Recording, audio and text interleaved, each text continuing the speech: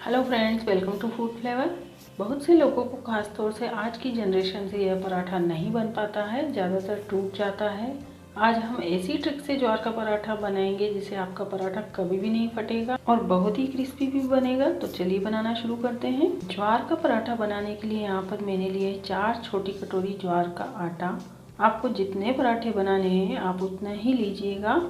और इसमें डालेंगे हम प्याज 3, 2 टमाटर, 2 हरी मिर्च, धनिया और यह हरा लहसुन है। यह हरा लहसुन बारीक कटा हुआ है, फिर भी इसे कूटकर बिल्कुल बारीक करके डालेंगे।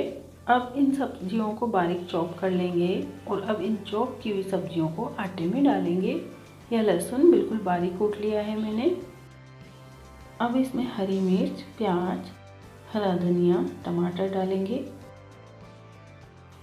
साथ ही इसमें मसाले ऐड करेंगे। लाल मिर्च पाउडर 1 चम्मच, नमक 1 से 1.5 चम्मच। आप अपने स्वाद के अकॉर्डिंग नमक ऐड करें और थोड़ा सा किचन ऑयल मोइन के लिए। अब इसे अच्छे से मिक्स करेंगे। अब थोड़ा थोड़ा पानी डालते हुए इसे गूँथेंगे। इसका डो ज़्यादा सख्त नहीं बनाना है, रोटी के आटे से थोड़ा नरम बनाना है। यह देखिए, इस तरह से हमारा डो तैयार है। अब हम हाथों पर थोड़ा ऑयल लगाएंगे और अब हम इस डो में से रोटी से थोड़ी बड़ी लोई लेंगे। इस तरीके से हाथों से दबा दबा कर इसकी लोई बना लेंगे। कुछ लोगों के लिए अच्छी और ख़ास ट्रिक है, पॉलीथीन लेंगे। इस तरह से पॉलीथीन को चकले पर बिछा देंगे और अब इस लोई पर ऑयल लगाकर पॉलीथीन पर रखकर पॉलीथीन को फोल्ड करके दबा दबा कर हथेली से फैलाएंगे। इस तरह से इस रोटी को वैसे तो तवे पर अच्छे से फैलाया जाता है, वो तरीका भी मैं आपको दिखाऊंगी। लेकिन जिनसे तवे पर अच्छे से नहीं फैल पाता है और टूट जाता है, उन लोगों के लिए एक खास ट्रिक है। इसके लिए भी तवे पर ऑयल लगा लेंगे और तवा गर्म हो जाने के बाद फ्लेम लो कर लेंगे और पॉलीथीन को उल्टा करके तवे पर बिछाकर पॉलीथीन को धीरे धीरे से हटा देंगे और फ्लेम लो टू मीडियम करेंगे। और अब एक तरफ से सिक जाने के बाद ही हम इसे एक प्लेट या थाली पर पलटा देंगे इस तरह से। और अब इस पर ऑयल लगाएंगे और अच्छी तरह से दोनों तरफ से सेक लेंगे।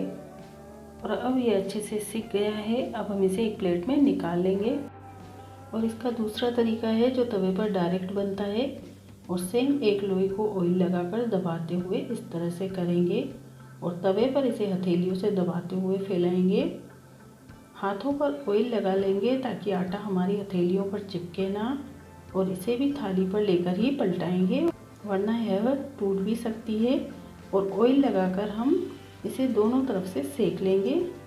यह रोटी हमारी सिककर तैयार है। और इस तरह से आसानी से ज्वार की रोटियां या डोडा आप बनाएं और इसे दही, मक्खन, अचार, चाय के साथ जो भी आपको पसंद हो उसके साथ सर्व करें। यह बहुत ही क्रिस्पी बनती है। आप इस ट्रिक से ज़रूर ट्राई कीजिए और रेसिपी पसंद आए तो प्लीज़ लाइक और शेयर कीजिए। और अगर आप मेरे चैनल पर नए हैं तो प्लीज़ सब्सक्राइब कीजिए। Thank you.